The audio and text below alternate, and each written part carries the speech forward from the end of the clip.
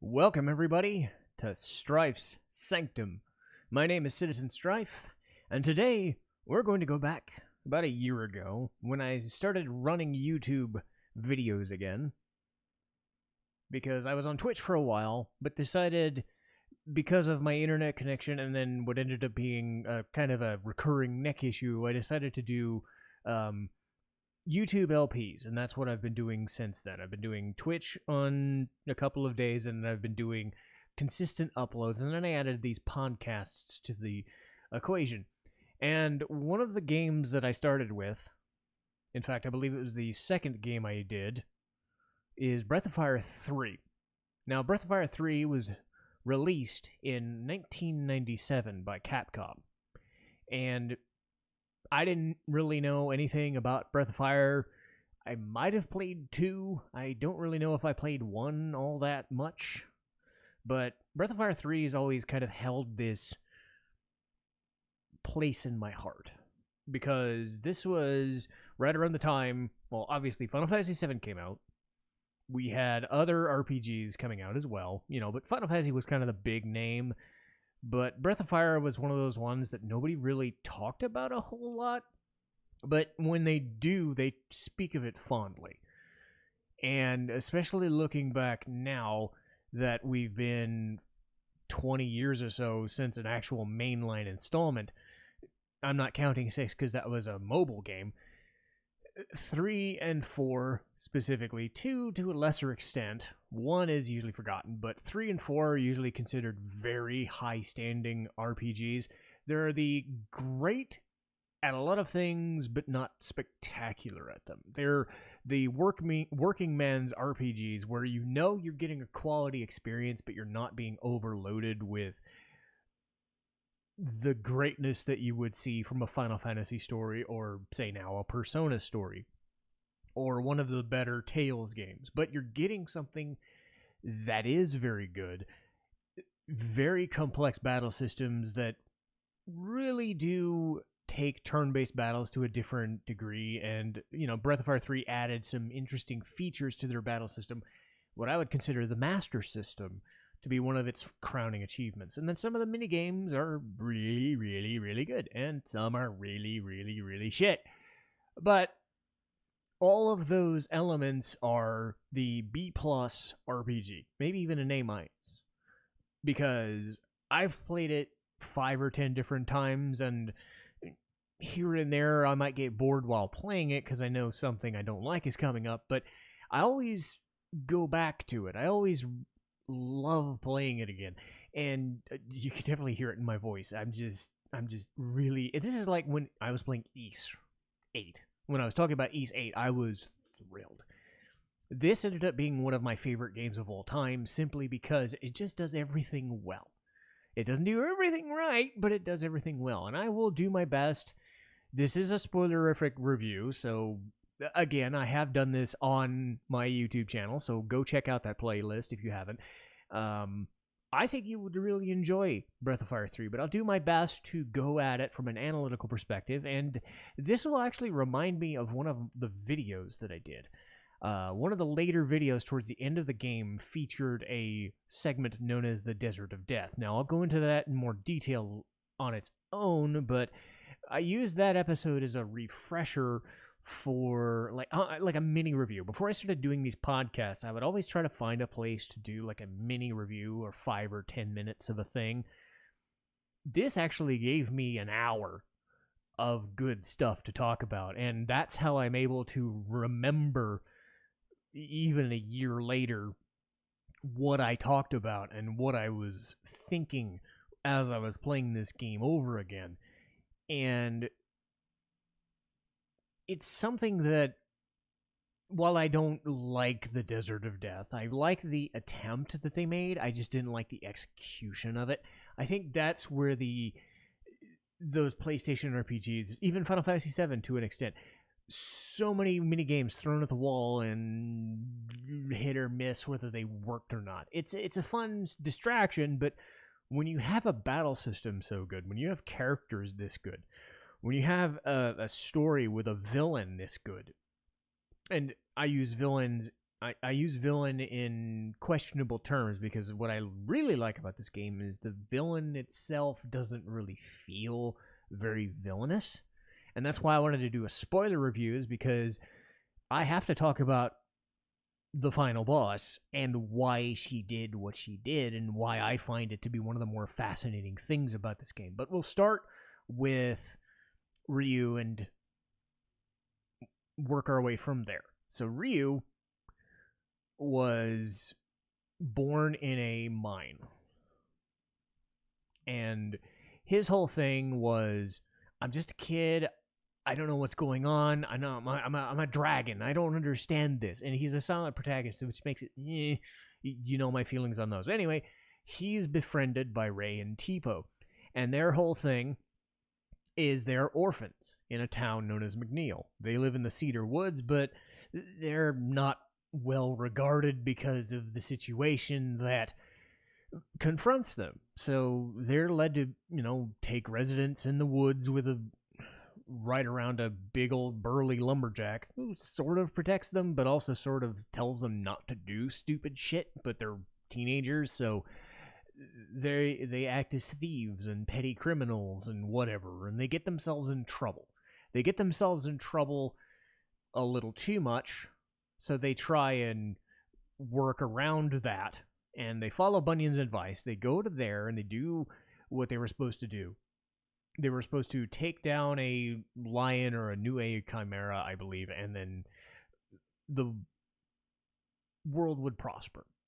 Or at least the woods. And then that was a good idea. What wasn't was letting somebody tell him, hey, you should steal some stuff from a guy. Except that guy was friends with the mob. So, in the span of like 3 to 5 hours, these characters that we've just met pissed off the mob. And that inline leads into childhood. So Ryu is the main character, and he is the person that we talk to all the time. This is his game. And what makes him special is that he is one of the brood. He is of the race of dragons. People know of them. People are scared of them, rightly.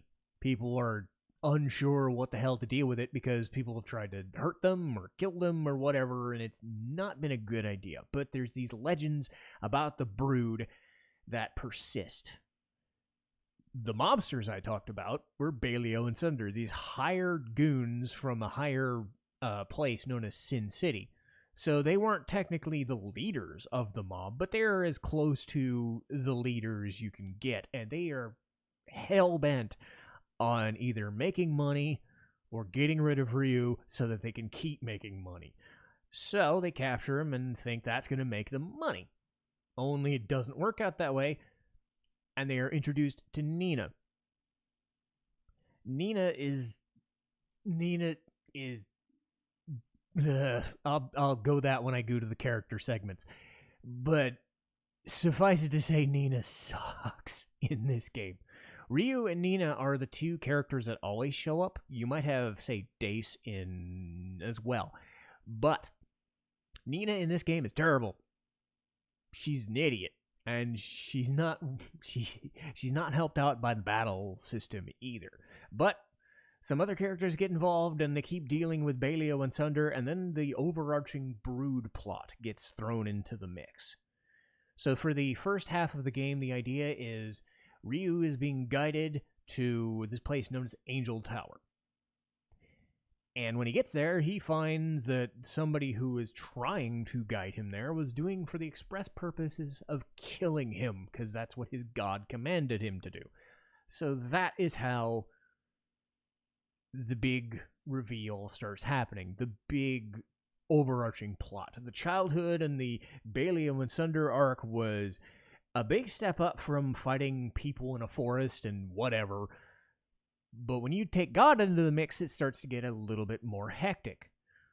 But then there ends up being a time skip. Ryu doesn't seem to understand his powers because he is the last of his kind, or at least one to be assumed. So then there's a time skip. An interesting little time skip. So he grows from this 10-year-old Link person to a big old teenager. So it's basically Ocarina of Time in that sense. he ends up working his way through a lot of different machinations and a lot of different people to learning about his powers and getting his powers, and that in lies his greatest strength is his brood powers, because it ties into the battle system. The idea with him and his comrades, including the one who attempted to murder him, and Ray, who he assumed was left for dead. All of these characters have their own reasons for going to where they need to go, but there are a lot of different things in their way, and they have to find God. And when they find God, it becomes confusing to them and very dramatic in a good way. And I think that's the strongest bit of it.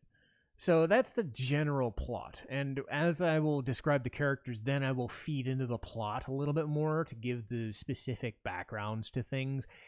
And I'll try to weave the battle system in where I can. I find that I've been doing kind of a very structured way of talking, and it's fine, but I think for this game I know enough about it that I don't have to act too structured.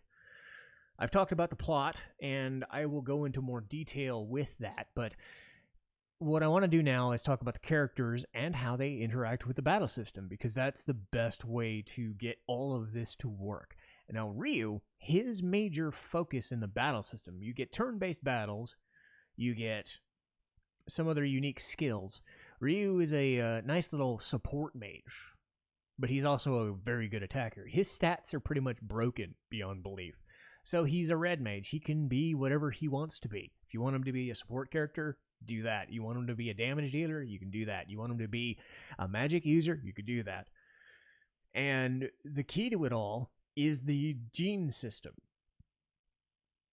You're able to select 1 to 3 specific genes. There are 18 throughout the game, and some range from elemental skills, fire, ice, lightning, holy, whatever, on to the very awkward ones. You have a magic-based one, you have a fighter-based one. The fighter-based one is really fucking powerful. Some of those skills are broken. But Ryu acts as a druid from D&D. So the idea with a druid in D&D is you get to transform into a beast or a human, whatever. I've transformed into like a brontosaurus or an eagle or a whale or whatever on the whims. The way a druid works is they have their own health bar in wild shape. So if you lose all your HP in the wild shape, you revert back to your normal druid character. That's how it works in Ryu's case. So he essentially gets a second health bar.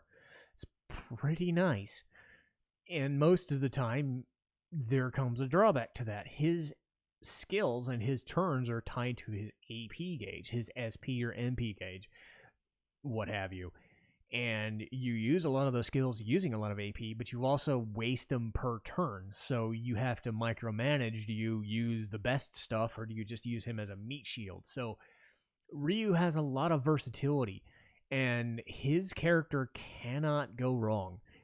I think the only way he could possibly go wrong is if you try to have him do a little bit of everything, but you could probably still do that.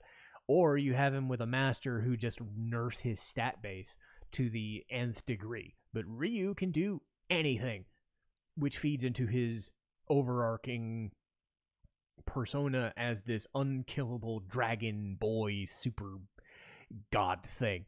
People fear him because he's so goddamn good. He's Link. He's Adol. He's Surge from Chrono Cross. He can do everything, and it works, and it's just, he's unfair. You contrast that to Nina, who sucks really badly. She just does. She is a magic user through and through, but her defining feature outside of doing damage to enemy parties is a lot of stat debuffs. And I'll be honest, the stat debuffs in this game, as I would say it, they don't work. The stat debuffs in this game are just, they miss all the time. You're better off using her as a mob clearer. Her whole thing is intelligence and agility. So she's fast, but she is a glass cannon through and through. It's almost like Geno from Super Mario RPG, but worse, because Geno was all about damage, and there was a lot more simpler mechanics in Super Mario RPG, so you only really had to worry about magic or attack and defense. In this game, it's like magic is so far below physical attackers, it's almost not funny. Nina's good thing is attacking mobs. Most of her spells are AoE skills, but really, like, given the way the ability system works, you can give any character any move. Because you can do that, what makes Ryu impossible to not just do what Nina's doing? What's stopping Momo from doing what Nina's doing? And I'll talk about Momo right now, because Momo is basically what Ryu is, just a weaker stat base. But she is an insane physical attacker and a good damage dealer. So Nina ends up becoming kind of a waste of space, which is not helped by a lot of the problems that she suffers in this game. She's kind of a damsel in distress, and I know that's her entire character, but she puts herself in situations that are really dumb. I talked about Baleo and Sunder, these hired hitmen, these goat men, those looking dudes, horsemen looking guys. They kick my ass, right? They took Ryu, Ray, and Tipo and just beat the shit out of him. And then they conned Ryu and captured him, and Nina's gonna be like, do I save the little boy? Or do I unlock the cells to these wanted criminals who were part of a mob? Now, yeah, she was like 8 or 10 or whatever, but how can you be that stupid? You were there when he was in the cage. You were there when they were kicking the cage. Why? Oh, why did you release them? And then she does other stupid things, like always forcing herself in the front of the party. It's an in-game mechanic. She always gets put in the front of the party when I don't want her to. She gets a storyline thing in the game where midway into the childhood storyline, you're supposed to help this book nerd fall in love with his childhood sweetheart, but this big Bluto-looking guy is flexing and just doing all that crap. So you have to spend like 4 to 5 in-game days fighting and training this guy. Why? Because the plot demanded it. And who's the one that decided to do this? Nina. Why do we care? Why do we care? Because they were nice to them. They said, hey, you can go do the thing you want to do. But out of character, I think, why are you bothering to help these people you don't know fall for this person that may or may not like each other? You're meddling in an affair that we have nothing to do with because we've got nothing better to do. So let's just have people fall in love. It's a stupid minigame and it's dumb. So Nina's responsible for that mess. And it's like by the time she becomes an adult where she's less problematic, then the Desert of Death happens. And oh boy, the Desert of Death. We go 7 or 8 days walking in a fucking desert. Who's the one who gets heat stroke? Nina. I haven't even been using her in the party. Nina. She gets fucking heat stroke. So, our plan is to save her life out of the goodness of our hearts. So, she's already got so many strikes against her for so many different reasons, and I'm just sick of it. I like Nina in Breath of Fire 2. I like Nina in Breath of Fire 4. 1 and 5, it's fine. But 3, Nina is on the short list of people that I just hate. Call it a shit list, if you will. My God, she's not the worst, but she is up there. And it's because so many things work against her, or the game and the story and the writers basically shoehorn everything to make her important. When at the end of the day, her story is, I'm a princess, but I don't want to be. She's Marl from Chrono Trigger with none of the charm and none of the in-battle skill. If she was a healer, cool. That would have worked. It served her well in 4. But no, They basically made a magic system that is worse than physical attacks, and they made a character who cannot do anything except attacking or debuffing. But there are people in the party who do it better than she does. So, as a main character and a mainstay of the franchise, she falls flat. I talked about Momo before. Momo is Nina, but better. She can fight with a fucking bazooka. She can do magic damage. Her whole thing is she's in this giant fuck-off tower just minding her own business, but she's a scientist, she's an engineer, she can blow stuff up with a bazooka. Did I mention the bazooka? Because it's amazing. You get her third in the party after the Baleo and Sunder thing happens. And the main problem with Nina is that she just can't do anything that Momo can't do. Momo's a great magic user. Momo can take a punch. Momo can beat the shit out of dudes with her bazooka. If you get rid of her accuracy problem with her bazooka, she has no weaknesses. She's a lesser Ryu, pretty much. And it's unfair. So why would you ever use Mina when Momo's there? It's like in Super Mario RPG. You have Peach, Mallow, blah, blah, blah, Peach every single time. It's just unfair. So Momo's whole drive as an engineer is to work on machines and find out where they came from. There was a concept known as the Techno Age, where for some reason a lot of different technologies and debris and whatever is washed ashore in this world, this fantasy world, typical medieval fantasy, whatever. But this high-end technology exists, and Momo wants to know why. So she joins the party and never leaves. That's the extent of it. She doesn't really learn much. She doesn't change much. She gets a couple of storyline things here and there. She gets a dungeon or two to her name, but she doesn't get much, which is fair, I suppose. It's not a whole bunch wrong with her. It's just Nina and Momo get shortchanged. But speaking of that, there is a character known as Peiko, which is weird because Peiko is an onion. I will explain that. Peiko is a mutant onion from the plant that Momo is trying to help, fix or whatever. And they beat the shit out of a mutant, and he just lobs this onion-looking thing that doesn't speak our language. And we just take him. He's a mascot character. He doesn't do anything, doesn't say anything, at least nothing that's in English.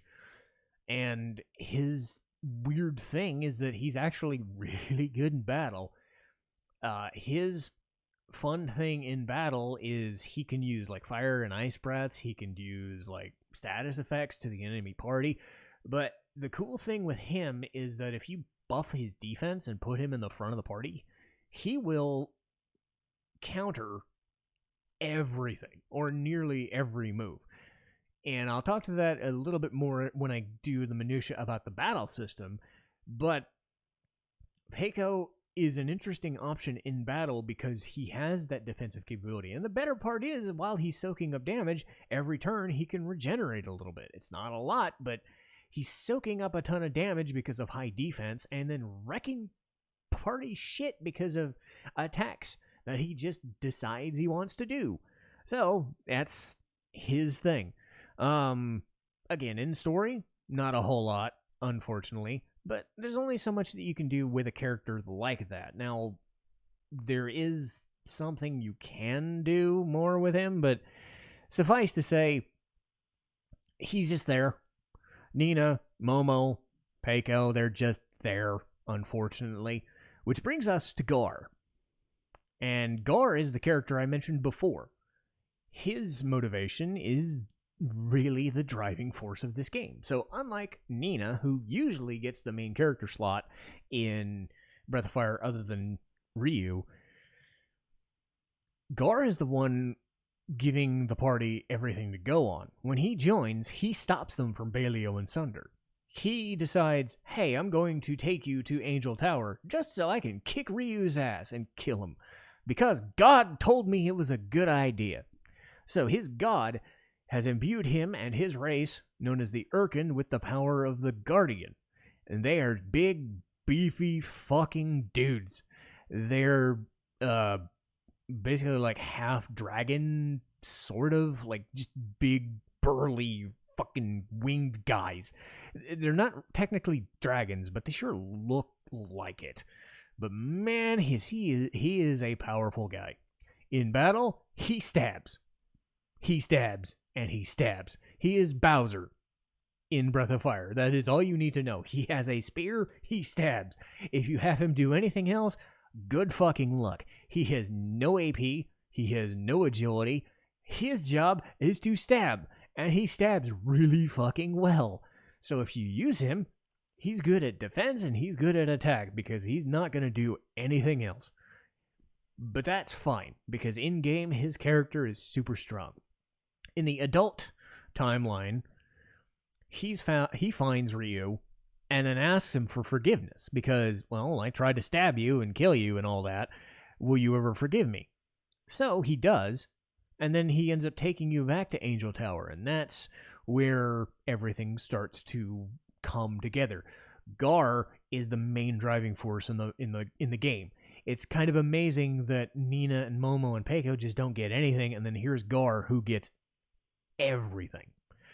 Everything's tied to Ryu as a main character, but the real meat of the story is Gar. And Gar is the one who will guide you to everything and give you what you need and give you the information that you have to do.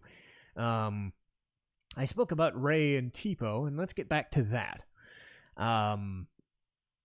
We'll talk about Tipo first. Tipo is... think of Ryu, but more magically inclined. You don't use him all that much, which is unfortunate, because it's like 2 missions. Tipo's kind of the big brother, but he's also kind of a punk kid. And it's unfortunate because there's more to Tipo that the game doesn't really tell you. They hint at it a little bit, but they don't really get much. It's because they don't have time to do that. They give you the Baleo and Sunder thing, and then it ends up kind of backfiring on Tipo, because he's the one that's trying to poke the bear and say, why don't we go steal this thing? Why don't we go fight this thing? Let us rob this guy. As opposed to Ray, who's a little older. Ray is what's known as a Warren, a cat-like person. So Tabaxis in D&D, basically. Cat-like person. Cat-like humanoid. You've seen him in a couple of different Breath of Fire games. I think every one of them, I know 2, 3, and 4 specifically have Warren cat-like characters in the party. And Ray is very agile, very powerful, and he has the hidden ability of the Were-Tiger. So he can do the same wild-shaping thing that Ryu does, but his techniques are a bit awkward because he can only attack. But he hits hard. If you thought Gar hit hard, no. Ray in Were-Tiger form hits so fucking hard. And he's so fast, he often goes before the enemies do, and he often gets extra turns out of it. So he's a very, very good secondary attacker to work in with the party if you need it. The problem with that is that he is berserk most of the time. So you have to take into account him going berserk and kicking the shit out of you with the move known as Influence. It's a little tricky to get, but it's an early game skill that Ryu or someone can use and say, hey, kill that thing. And Ryu or Ray goes, yes, sir, and just does. And he will continually murder the shit out of whatever you told him to hit until they die or he dies. Now, unlike Ryu, who gets the second health bar, Ray does not. So those are those balancing acts. Because Ray is purely attack based. There's no reason to be versatile. He's there to fight. In his normal form, he can do some lightning attacks, he can do some stealing, he can do some other things, but really his job is to stab. So Gar and Ray and Momo stab. Momo is a little more magically inclined, though, so you can change it up and do a lot of different things. So you have 6 characters, well, 5, really, because Nina is kind of bleh. But you have 6 characters doing what they can do. And Ray joins up in the adult timeline, beaten, broken, scarred, and bloodied. And he is vengeful. He does not know that Baleon Sunder got wrecked by Ryu, Gar, Nina, Momo, and the like. So he is on a rampage. He takes it all out on Sin City and Mikba, who is the leader of Baleon Sunder, and he ends up killing Mikba, only to find out that his real prey, well, they got axed before he even found them. And then he's just kind of unsure of himself. He doesn't know what he wants. He doesn't know why these mobsters came and wrecked his life. All he wanted was to have friendships and, be a brotherhood with his orphan friends. Instead, he was so vengeful and so taken aback that he knows nothing else but fighting. He just wants to find out why Gar's god chose to do that, or let it happen. And those are your main characters. Now, I'll get into the other stuff later in the plot, but I do want to veer into the battle system now that I'm talking about it, because I talked about before that magic is kind of a weak situation. Not for lack of trying. The way the battle system works is you have separate skills. You have an attack button, you have an item button, you have guarding, examining an enemy to try and learn an ability, which would go into your magic slots, or you can use, let's see, items, yeah, then that. You can also do like an auto battle feature. You can also run away. So it's pretty simple. Where it gets funny is the ability system, where if you find an enemy's skill that you like, which sometimes comes to trial and error, you just have to look it up, but you spend a turn using a character that you want to learn the skill, and they will take that turn. Hopefully that person gets to use it. It's kind of like blue magic in Final Fantasy VII, or Final Fantasy VII, Final Fantasy V, Final Fantasy VI, that kind of thing.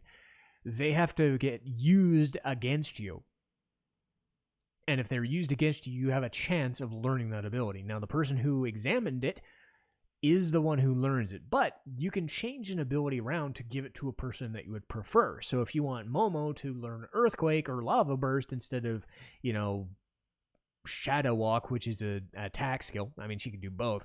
But for reference, you want to take the attackers to do the attack stuff. You want the magic users to do the magic stuff. So you can actually use what is known as skill ink in a tent and give yourself that ability, and you can change it around. Those are versatile abilities that you can change in and of themselves. You also have more versatility in lieu of the dragon system, the gene system that I talked about before. So you can have an elemental edge. You can turn into a small dragon, a big dragon, a fighty dragon, a magic dragon. I just realized the pun I made there. No, you cannot do that, sadly. Though I think a couple of the skills from the poison mechanic might look like it. But anyway, Ryu has the versatility of the dragon genes. So you have the ability system, you have the dragon genes. What you also have is the master system. And this is, I think, Breath of Fire 3's claim to fame more than anything else, is introducing the master system. Throughout the game, there are about 10 to 15 different masters. And these are people and NPCs that have different prerequisites. You can get one that wants you to find items. You have one that wants you to do the fishing minigame.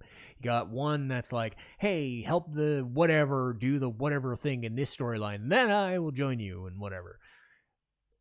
The cool thing about them is they not only have their specific skills that they learn, but they have a specific stat base. So they have incremental addition and subtraction every level up. So if you want a magic user to stay a magic user, you use the magic based master, but they might wreck their defense or wreck their HP count, but they'll have a lot more AP and a lot more intelligence to use. If you want to have a defensive person, well, use the defensive guy, but his agility might be tanked, or like your defense might improve, but your HP might go down or whatever. So your stat base is constantly in flux because you can always change what master you want.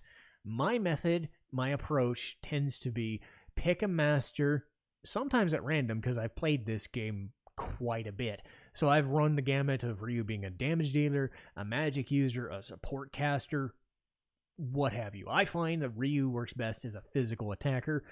That being said, his dragon forms are kind of limited because they have a limited HP or AP pool to run from if you go the attack route. But do keep in mind that it's better to have higher stats than your HP and AP. Because if you build your characters wrong or you build them in a certain way and you're stuck in a certain situation, you're in trouble. I ran Ryu as a support mage, and when he was in a one-on-one situation, he couldn't really do a lot of damage to an enemy, even with magic. Magic is just not as good. Physical damage does way more damage for less cost. And that's why Nina gets shortchanged, because she doesn't have the HP or the damage output that Momo has with a fucking gun. So let that sink in as well if you ever play it. But those are kind of the interesting things with the battle system. As far as the game goes, you have your normal quests. You don't really have a lot of side quests. You have things you can do here and there, but they're not really side quests. What this game does instead is a lot of minigames. And some of them are fun, some of them are crap. And let's get the shitty ones out of the way first, because I like to do the negatives first. There's a mandatory side quest in the adult timeline that is called the Shishu quest. This dork in a harbor town doesn't want to eat fish no more, but that's all he gets to eat because he's in a fucking harbor town. So their job is to go to his hometown and learn how to cook shisu, which is sushi. Amazing. So you get the items from there, and a couple places are easy. You bonk your head on a tree, you get an item. You go fight this thing, and you swipe a sword on a tree, you get this item. But there's a part of the side quest that's really stupid. I saw a streamer do this once, his first time, and I hated him for it, because I couldn't do it to save my fucking life. And it's the Vinegar side quest. There's this coffee shop in Windia, which is about, midway into the child storyline. They put like this goddamn rhythm game associated with grabbing vinegar. And the idea is you have a bucket and you're supposed to fill it with water, but you're supposed to like time it and remember how many times you hit the button on the way down. You fill it up and then you fiddle with the buttons. I really want to know why the streamer got it on the first try, because I don't fucking know how he did it. Every time I do it, I mess up. It's like the Final Fantasy VII thing where you try to hit the buttons in the reactor at the same time, and it takes like 10 tries to do it. It takes me 10 fucking tries to get vinegar, or get water to get vinegar twice or 3 times. And then you give the guy his food, and then you get to do a stupid minigame where you have to ride a ship in these like narrow corridors and a time limit, and you gotta like get to this dork's house to tell you how to proceed to the other side quest for like you get 25 seconds to do a thing that takes 22 or 23. So you have like no time but get it perfect. And the fucking boat overheats and it's just stupid. So this game isn't perfect. And yeah, the storyline with Nina and the dork nerd who's leveling up, the way that works is you have to go into battle with this guy, and you are letting him hit you, or you're hitting him, and his stats will improve if you hit him, if he defends and you hit him, if he does damage, if you do a shit ton of damage. But the problem is you don't know what a good threshold is to get to the stat base that you need to beat Bluto. His name is Zig, but I call him Bluto. So Bluto will just punch his face in every fucking turn, and you gotta wait like 4 in-game days to do this stupid. So I'm angry thinking about those side quests. And we haven't even gotten to the Desert of Death yet. So, the Desert of Death. It took me an hour. And it sucks. The concept is awesome. You're in this barren wasteland. There is nothing but enemies. There's sand. And there's fucking heat everywhere. So you walk. And you walk. And you walk. And then you gotta stop and drink some water. And you keep walking. The concept is you have to follow the stars. You follow a certain star one day. And then you turn to face a different star. Or at least offset a different direction. And then a few days later, in-game days, you switch it. So you spend 7 days. An hour. It took me an hour. And this was with limited fights. You can get into fights and fight some of the enemies in there. And they're not hard, but it's monotonous. And again, it's mandatory. The idea that this is the last real dungeon before the final dungeon, sure. It's an interesting idea, but terrible execution. And again, Nina gets heat stroke. Just cuz. It's an in-storyline bullshit reason that she just gets heat stroke. Nobody else did. But I guess Nina was too important to not have heat strokes. I bet you like losing your camel. I bet that's great. You can't go back. You can't lose your camel, but you can't lose Nina either. No, I'd rather have the camel. So, the Desert of Death also sucks. But you're wondering, is there anything good in this game as far as side quests go? The answer is yes. And it's the fishing. The fishing in this game is great. I know that there's been fishing minigames in Ys 8. There's been fishing minigames in Nier and Final Fantasy 15 and so many other games. But for my money, Breath of Fire 3 has the best. The reason for that is they have like 20 to 30 different types of fish. And you have different rods that you can get throughout the game that have better strengths and weaknesses. And better lures. And you can buy or you can find lures wandering around, but the items can be used to trade in for better items than what you currently have on offer. Or you can use the fish that you catch in battle for recovery of HP or AP or attack damage or debuffs or buffs. It's really an just engaging minigame because you have to line up your shot with the right lure and the right rod. Say that too many times. Right rod. Yes.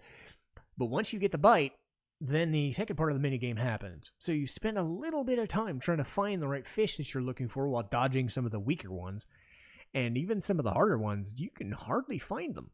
So the harder ones are very difficult because they have shit tons of health in the minigame. And they're usually way further out than the range of the rod. So you're fighting against harder fish with less error that are trying to do more damage to your rod and break the lure. But when you get them, it's this cathartic feeling. And you can get anything from a piranha to a jellyfish to a trout, spearfish, anglerfish. You can catch a motherfucking whale. You can catch a whale in the outskirts of the final area. A whale.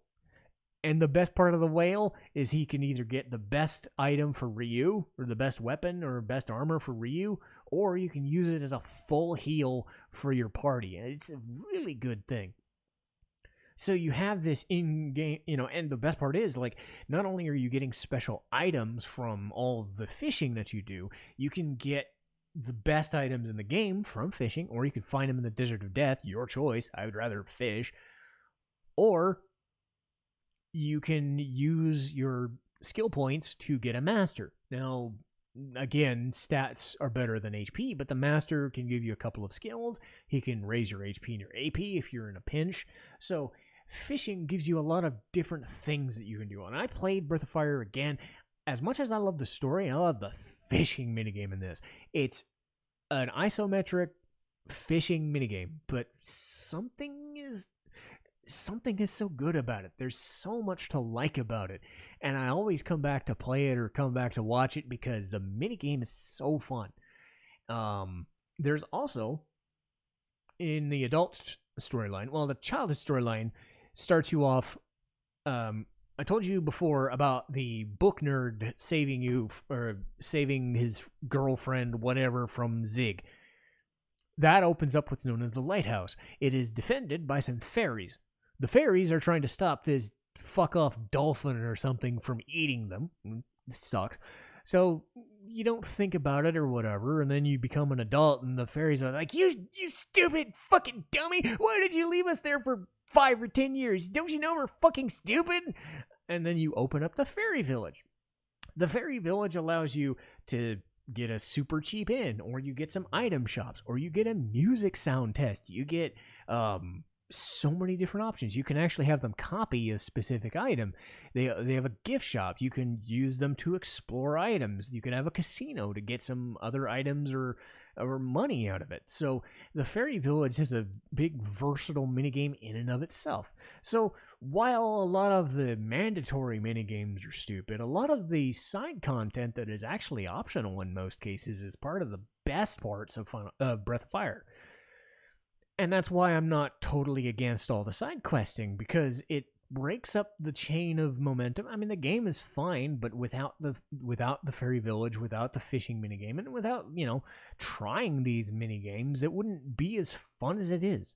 So, yeah, while a lot of the minigames and mandatory side quests are dumb, I'm willing to give them the benefit of the doubt, because at the end of the day, it worked out to a better ratio than not. So, you get through the adult storyline. You've reached past the Desert of Death. And then you find your way into a place known as Myria Station. And you might be wondering what Myria is. Well, Myria is a character from Breath of Fire 1, redone as to be the villain and final boss of Breath of Fire 3. The reason why she is so dangerous is that she is the one who commanded Gar and the Guardians to ruin the Brood and ruin them into hiding in the outskirts of the Desert of Death. So they gave up their powers and hoping that someone would come along, someone like Ryu would come along and stop her. So Ryu finds his home, or at least his hometown, and everyone is hoping and praying to have this journey see its end. He is given the final keys, the final genes that give him insane power, the power that the goddess feared. And one of the characters early on, known as Dace, a high-level wizard Naga lady, so big old snake lady, one of the masters you receive, will guide you to your god. She knows this person personally and knows why Gar's unshaken, unimaginable faith, this unbridled faith in his god, is misguided. Because she's caught in the middle of this. She's trying to warn the war against the war. She wants the Brood to live in harmony with the Guardians or whatever. She questions why the gods want them to destroy the Brood. It's this unshaken fear, this unfathomable fear that Gar has of the Brood and its power, but it's given by God and by Myria. So you fight your way into Myria Station. You fight your way through a couple of boss fights and a couple of dangerous areas, and you work your way into an interesting little holograph or holodeck room. It's an artificially created forest or paradise, if you will. It's like Eden, like the Garden of Eden, if it was in a walled room in an insane asylum or something.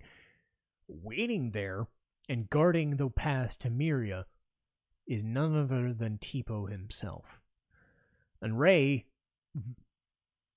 is shaken by this and doesn't know why Tipo's there. And then the revelation hits that, well, he is Brood too. He doesn't want to do it. but he knows he has no choice. And it's not as if he was being brainwashed. And here is where the interesting thing comes to play. Tipo keeps trying to say that he should look into his friend's eyes, and Ryu should understand that Myria is not trying to be this evil person. She's not trying to destroy the world or destroy the brood, but she really has been driven into a corner. But she's not doing it out of malice. She's doing it out of fear. And Tipo, this distraught kid who was beaten to hell by these mobsters in his youth, was left to fend for himself. He had no friends, he had no family, he had no mother figure. So then this mother figure comes to him and says, "You have to stop what you're doing. I know who you are, and I can tell you who you are, but I need you to stop." And this is all stuff you can infer from the way he acts. Myria herself does not appear until the end. The unfortunate thing is that the boss that you have to face before you get to Myria is Tipo himself.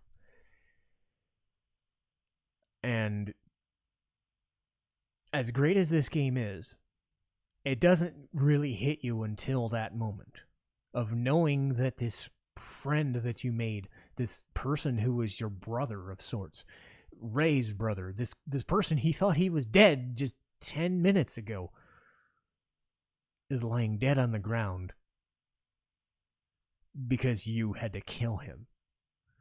Because he was guarding the way to Myria out of fear. All of his efforts to rejoin his family, just to stop this, didn't happen. Ray is left shaken and crying. Ryu is a dopey silent protagonist, so what can you do? But still, the fact that this game, that to this point has had hits and misses here and there, but saved its literal gut punch until 95% of the way through the game, says, this friend I had you make early in the game, this person that you thought was dead, is alive. But you want to know how you beat this game? You have to kill him yourself. And only then can you end this game, because only then could you go into Myria's chamber and find out why. And this, again, adds to why Breath of Fire 3 is so good. Myria herself is not some malevolent goddess. In the first game, she was noted as a trickster goddess and a fury. And she is very powerful, but she chooses not to use a lot of those powers. Her powers really extend to terraforming, shape-shifting, teleportation, and just an ungodly skill set in battle. But what strikes me with Myria is that throughout the talk with Ryu's family, or Ryu's hometown, it is reiterated over and over that Myria is fearful, but she's not hateful. She's not vengeful. She's not angry with them. She is afraid. And that fear is what has driven her to basically telling Dace, her only sister, I'm going to kill all of these people. I am going to commit genocide of an entire race because I think they could be this destructive force. And knowing what Ryu is, she's right. If Ryu wanted to, he could Thanos snap in an instant and everything would be burned to ash. So she doesn't even want that to happen. Her whole motivation is fear. Not malice, not contempt, just fear. This unshakable, unbridled fear of this thing, and that she knows full well could be a threat to the world. So she gates off the world. She terraforms half the world into this cloying mess of desert of death, because she saw firsthand what happens when humans squabble. They're stupid and don't survive the desert. But she also knows that she has the human race to contend with alongside the brood and other races too. So she basically cordons off the entire world and says, I need humanity to live here. I will protect it because this gigantic sea and this gigantic desert are going to be pushed back. They are not going to be harmed at all. She is saving the entire world in this half of the world because everywhere else, there's a bunch of shit. There's a bunch of steel and sand and people that really have no emotional connections. There's just nothing. It's just, here are people sending a lot of crap over to the other side of the world so people can live in comfort. And therein lies the key to it. Much like Shin Megami Tensei would say, do you want to live in order while you'd be in subjugation in this little box? Or do you want free will? JRPGs tend to have this, like, religion is bad, and people are evil, and gods are evil, and it's not that simple in this game. I fully understand why Myria would say, the desert is going to kill you if I don't stop it. The brood will destroy people out of discontent, and they have the power to do so. So I will use my power to strip them of theirs. She goes too far, and she makes an enemy out of the wrong people, including her sister. But it's not as if Myria herself is this evil entity bent on destroying the world. It's misguided. But at the same time, a misguided villain is something magical, in a way. Because you fully understand why they're doing what they're doing. This isn't a Kefka who's just trying to burn everything just for the sake of it. Or just doing it for the funsies. This isn't even like Sephiroth, who's trying to get ultimate power, but stepping on everybody's life and destroying others to do so. Myria already has the power, but she's not an unlimited, omnipotent god. It's just that she has certain skill set that allows her to manipulate the world in such a fashion that she can protect it. And she is a protector god. The problem is that there are other godlike beings that think that she is being misguided and mistreating the world and not living in free will. So Ryu has a choice. He can live in a box like Tipo did, and that's the bad ending, or you can fight Myria. And let me tell you, Myria is not to be trifled with. She can use the best skills in the game, and she can use some dangerous spells in the game. I managed to survive in a 40-minute boss fight at the tail end. But it's not easy. And different builds are going to be different things. But at the end of the day, Breath of Fire 3 ends with the world having been covered in sand. But the human race and other races are now free to do what they want to. So, in essence, you've stopped a god from siphoning the world, just gating this world off in this little cage. But you may have resigned humanity to a fate that it can't escape from. Now, of course, you have Dace and some other gods that are there to help you. But the question does remain, was it the right decision? Was fighting Myria the right decision? It is in a gameplay sense, because you can't beat the game without destroying Myria. But Myria is a fascinating character because she's not an evil, malevolent, malicious character. She's simply an obstacle, an obstinate, misguided god with the power to shape the world and keep it locked in a cage because she is fearful. Does that excuse her from causing genocide? No. But it is a much more fascinating reason as to why somebody would do such a thing. And at the end of the day, what is Breath of Fire 3? It is a game that has a lot of faults.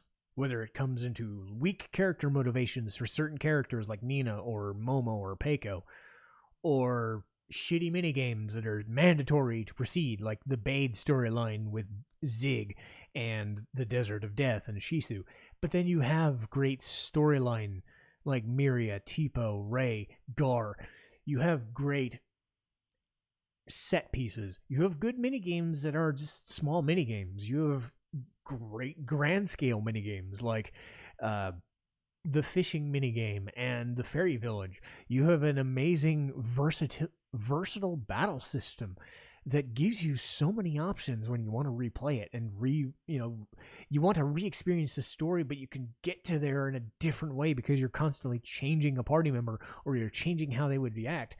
You can change anybody to be anything you want to be at any given time. That happened in 1997.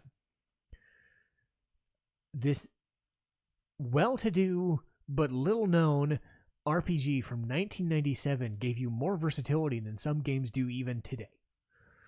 And at the end of the day, this game is a versatile B-grade RPG. It does a lot of things well. It does some things really poorly, but the things it does well shine so brightly that I always go back and I play it. I always go back and rewatch it, whether it's my own playthrough or I watch somebody else's. I want to re-experience everything this had to offer. A lot of people like 2. A lot more people like 4. And there's always that back and forth. Is 3 the better one? Is 4 the better one? I have recently played Breath of Fire 4, and I just... something about it, despite the gameplay help, the gameplay improvements, the story and the setting and just the way you get around is a little bit too obtuse for me. There's something simple and something fun and something refreshing about how simple and yet pure Breath of Fire 3 as a game and an experience is. So whether you watch it on a YouTube playthrough or you play it for yourself, you can dig out a PS1 and you can play it.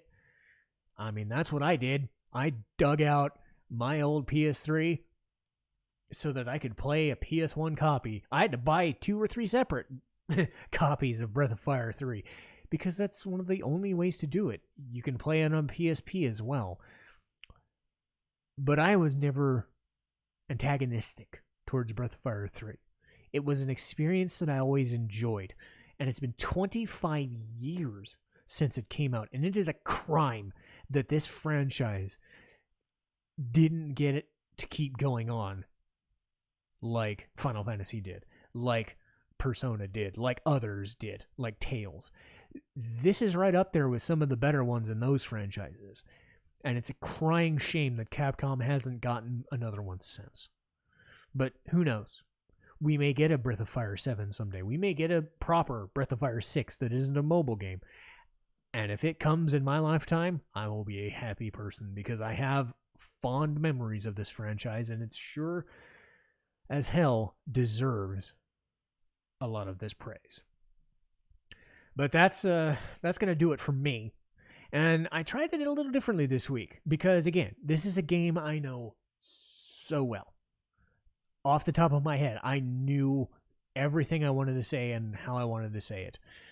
I don't know how it came across. Hopefully people can like, share, and subscribe and just comment. Please let me know like what I can do if you'd prefer this more like free form, like, oh my god, spitting fire and venom and stuff, or if you'd like that more subdued analytical perspective that I was doing in a lot of other ones. Let me know which style would fit best for me, which style works better. I don't know. This was a change for me. This is a different style of presenting the material, and hopefully, maybe it will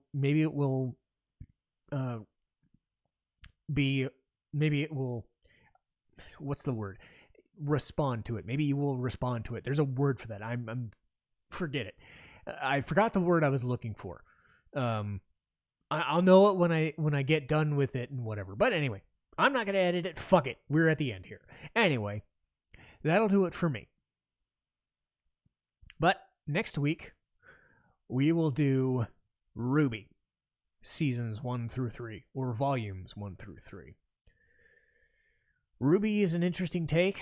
There's going to be a lot to get through, and it's probably going to be another podcast like this where I have a lot of stuff I got to get through and a lot of different things I'm going to want to talk about because there's so many characters, so many different things, so many different backstories, so many different machinations, and so many different little foreshadowing events that they're building in volumes 1 and 3. that will take you into volumes 4 and 5, and then into 7 or 6 through 8, and into volume 9, which is going to come out very soon. So next week, and then 2 weeks after that, and then 2 weeks after that, we're going to focus on RWBY. We're going to do seasons 1 through 3, seasons 4 and 5, and then 6 through 8, because they fit in a specific bubble, in a storyline perspective. In between those episodes, I just finished up Shin Megami Tensei 5. So we'll focus on Shin Megami Tensei 5 and thoughts about that. Hopefully, I'll have some ideas of what I'm going to do after those. But you got a lot of RWBY, and we got Shin Megami Tensei 5 coming up. But that's for next week. But for now, that's enough for me. Citizen Strife, signing off.